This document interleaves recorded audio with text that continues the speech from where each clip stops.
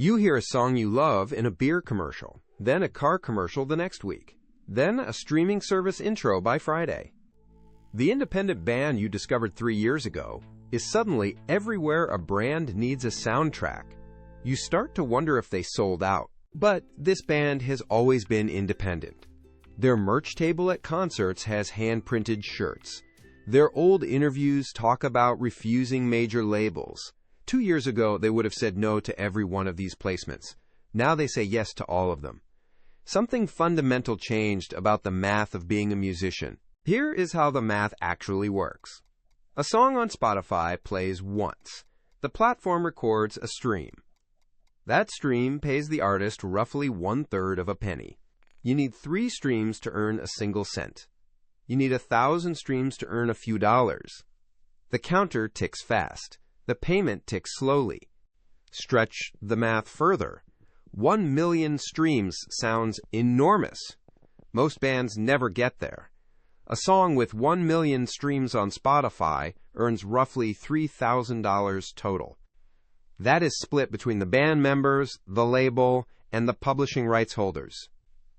After everyone takes their share, an individual musician might walk away with a few $100s from a song a million people heard. And remember, 1 million streams is the rare outcome.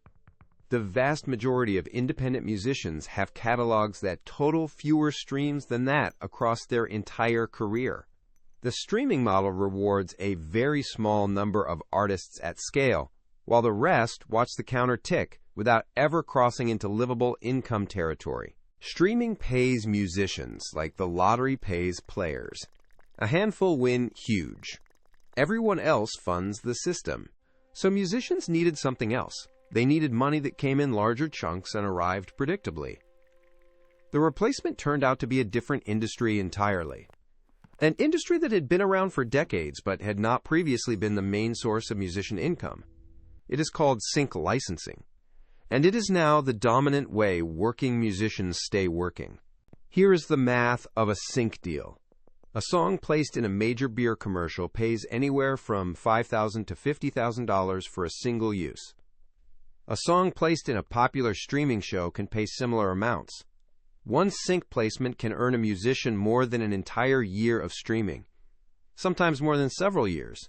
The cash is real, fast, and concentrated. This new industry runs through a class of people called music supervisors. They work at sync agencies. They listen to thousands of songs a week. They are paid by ad agencies, film studios, and brands to find the right song for the right 30-second moment. They are the new gatekeepers. Position Music, Sync Lodge, High Finesse. These are the firms working musicians now need to impress.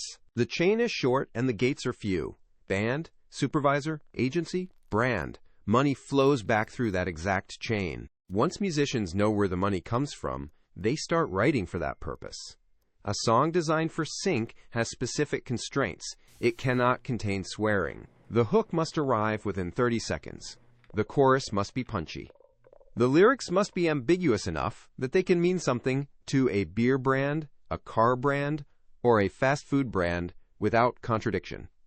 These are not aesthetic choices. They are commercial requirements. The result is the sound of the last decade of indie music.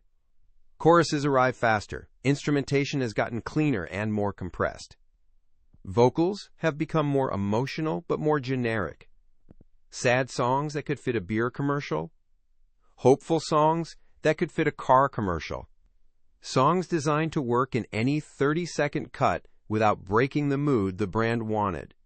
The aesthetic is sync-shaped now. The music industry did not shrink. It relocated. The labels are not the labels anymore. The labels are now the brands. Bud Light is signing artists. The cars are signing artists. The streaming shows are signing artists. The musicians did not sell out. The label moved. The musicians stayed in the same place doing the same job for a different paymaster. The bands did not sell out. The records moved. The same songs now live inside the things the songs used to be sold against.